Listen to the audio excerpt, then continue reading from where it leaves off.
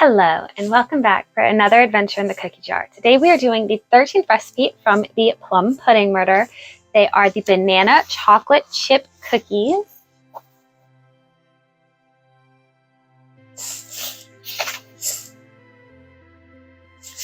So for this recipe, we are actually preheating the oven to 400 degrees.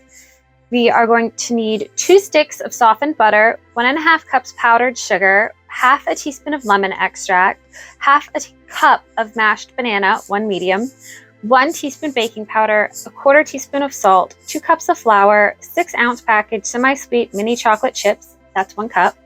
It says this is a lot easier to do with an electric mixer. And it does mention using a 2 teaspoon size cookie scoop to make small cookies. They've used a 2 tablespoon size cookie scoop to make larger cookies. They're going to bake for about 8 to 10 minutes. They're going to cool for 2 and then transfer to a wire rack. This makes approximately 3 dozen large or 5 dozen small cookies. Mary Teresa's hint. She wrote it out on the recipe card she sent to Lisa. Be sure the butter is soft. I leave it out overnight. If you like bananas, you can use 2 medium bananas mashed, but you may have to add a little more flour. A thing with these is they don't mention parchment paper or just spray. They want you to put them on foil-lined cookie sheets that are sprayed with nonstick spray. That is something to point out. But everything's laid out. Let's get started. This is everything we're going to be needing to make these cookies.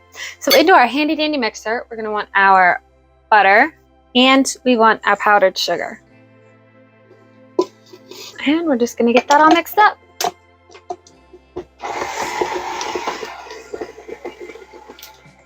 All right, once you have that beaten and smooth, you want to add the lemon extract. Then we're adding in the banana.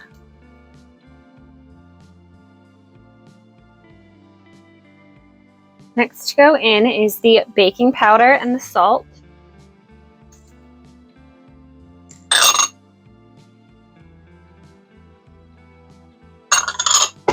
It's nice and mixed. Now we want to add the flour, and it says 1/2 cup increments. So just add a little bit at a time. The last thing we're adding in is the chocolate chips, but it says to do that by hand. So let's get rid of the mixer. And now the last thing we're doing is we're adding in the mini chocolate chips. We're just gonna give those a nice stir and get it mixed in.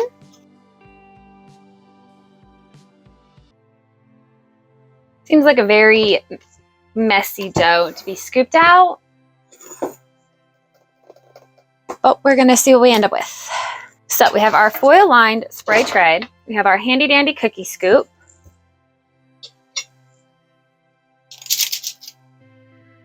Oh, that's not too bad. I'm just gonna...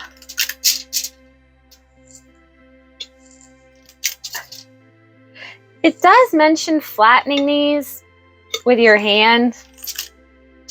But like I said, these are very gooey. So that being able to flatten them is kind of a concern. I think if you try to flatten them, you're just gonna make a mess.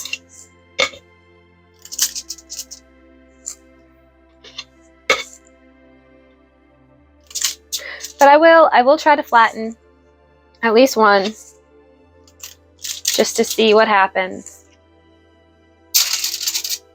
Yeah, there is no flattening them. I just tried. It's not going to happen. But this is what we have.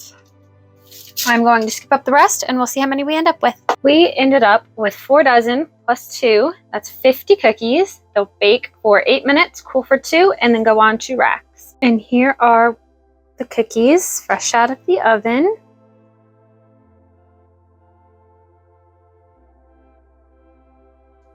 They look really good. They don't really smell like bananas. They smell like melty chocolate chips. They kind of look like bread on the inside. Okay, so if you take a piece of banana bread and take a cookie and you combine them, this is what you'll end up with. The chocolate flavor is pretty strong. The banana is like just the right amount. I feel like it's not too strong to where it overpowers the chocolate, but it's strong enough to stand up with the chocolate. I feel like it made a good amount. I feel like it was quick. It was easy to throw together. I think this is a good little recipe, especially if you want to use up a banana. I feel like most of it is stuff you would have on hand, like maybe the exception of the lemon extract, which I don't taste at all. So it's kind of strange that it's in there. I'm not quite sure what it's doing. Next week, we are doing a very simple recipe called frosting splatters. If you're interested in seeing that, join us next week. I hope you all have a good one. Bye.